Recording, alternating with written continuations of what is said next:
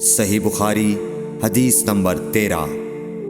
حدثنا مسدد قال حدثنا يحيى عن شعبة عن قتادة عن أنس رضي الله عنه عن النبي صلى الله عليه وسلم وعن حسين المعلم قال حدثنا قتادة عن أنس عن النبي صلى الله عليه وسلم قال لا يؤمن أحدكم حتى يحب لأخيه ما يحب لنفسه۔